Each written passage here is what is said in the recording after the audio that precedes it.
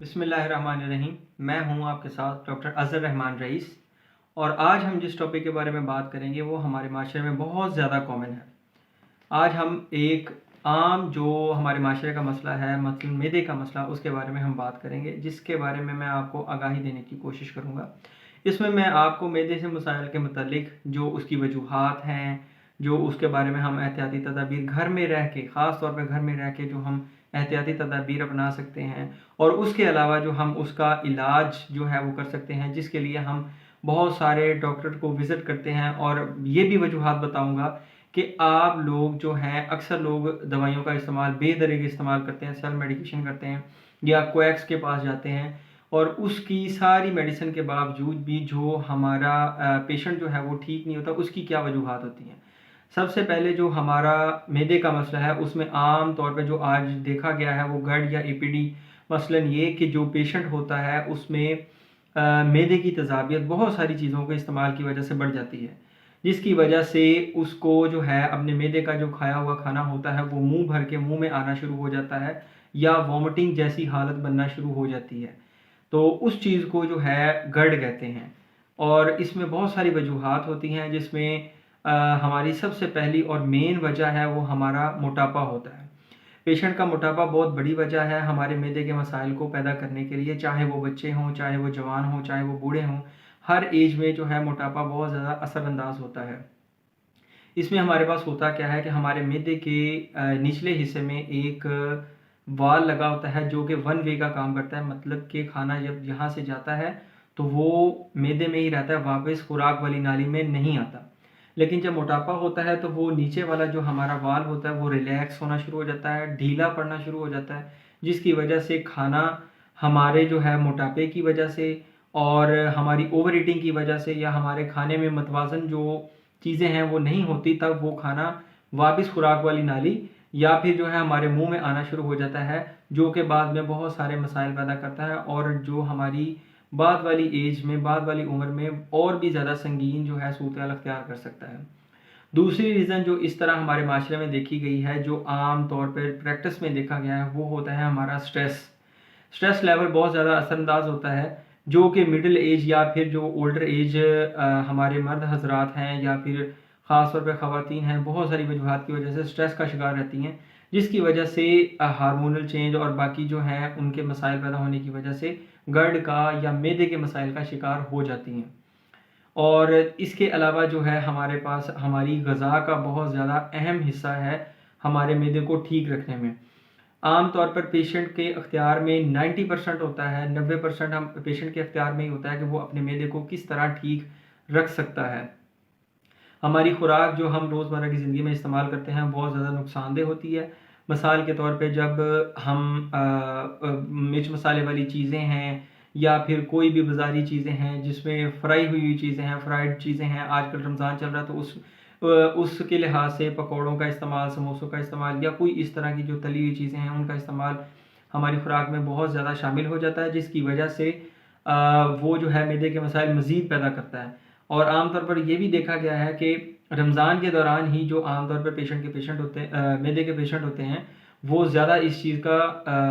شکار ہوتے ہیں. اس کے لیے ہمیں کرنا کیا چاہیے؟ بہت ساری اور بھی وجوہات ہیں جس میں ہم کھانا زیادہ اوور ایٹنگ کرتے ہیں، ہماری جو ہے متوازن غذا نہیں ہوتی، جو ہمیں اپنی صحت کے لحاظ سے کھانا چاہیے وہ نہیں ہم کھاتے، سٹریس لیول بڑھ جاتا ہے، وزن کا بڑھنا، اور ہماری سیڈنٹری لائف سٹائل. مثال کے طور پہ جو پیشنٹ آتا ہے اسے ہم اگر پوچھتے ہیں کہ وہ کام کیا کرتا ہے، کچھ پیشنٹ ایسے ہوتے ہیں جن کا کام زیادہ بیٹھنے والا ہوتا ہے، ان کی جو روزمرہ کی زندگی ہے اس میں ایکسرسائز یا پھر واک یا پھر اس طرح کی جو ہے موبلٹی لیول ان کا کم ہوتا ہے، جس کی وجہ سے وہ زیادہ اس چیز کا شکار ہوتے ہیں، فوڈ ڈائجسٹ نہیں ہوتی. اس کے لیے جو ضروری احتیاطی تدابیر ہیں اس میں سب سے پہلے تو ہمیں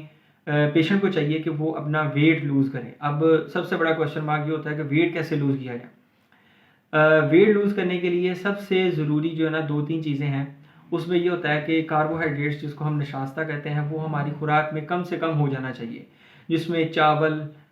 روٹی کا استعمال، میدا بیسن کا استعمال یا پھر کسی بھی قسم کے میٹھے کا استعمال جو ہے وہ کم ہو جانا چاہیے. اس کے علاوہ جو ہے فرائیڈ چیزیں جو ہیں وہ ہماری کم ہونی چاہیے. اس کے ساتھ ساتھ پروٹین کا لیول بڑھ جانا چاہیے تاکہ آپ کا انرجی لیول کم نہ ہو.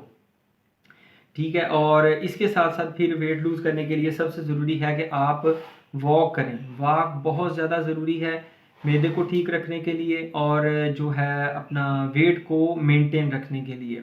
آئیڈلی جو ویٹ ہوتا ہے جب مینٹین رہتا ہے تو تب معدے کے مسائل بھی کم ہوتے ہیں. پیشنٹ جو ہے وہ اپنے آپ کو ہیلدی اور فٹ فیل کرتا ہے، جس کی وجہ سے وہ اپنی ڈیلی ایکٹیویٹیز کو پرفارم کرنے میں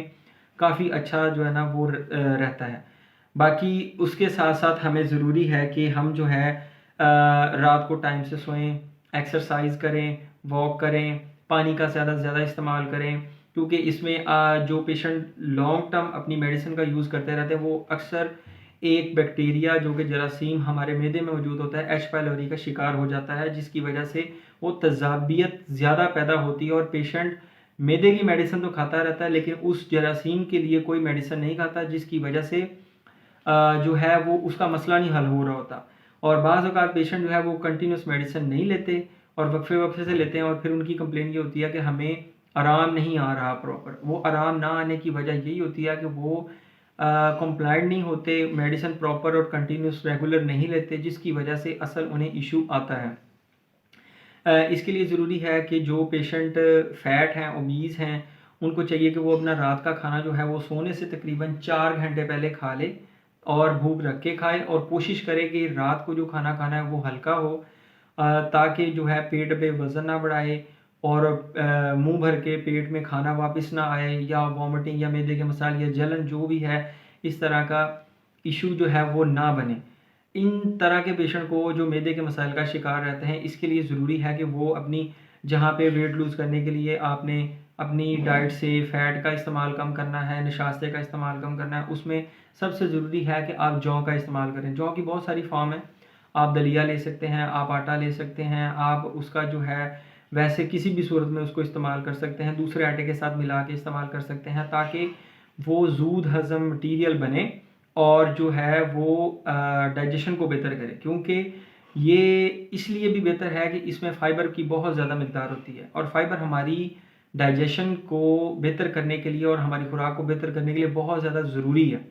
کیونکہ اس نے کسی بھی طرح کی جو خوراک ہے اگر اس میں جو ہے فائبر کی مقدار کم ہوگی تو وہ جو ہے فوڈ ڈائجسٹ پراپر نہیں ہوتی، جس کی وجہ سے مسائل کا شکار ہوتا ہے.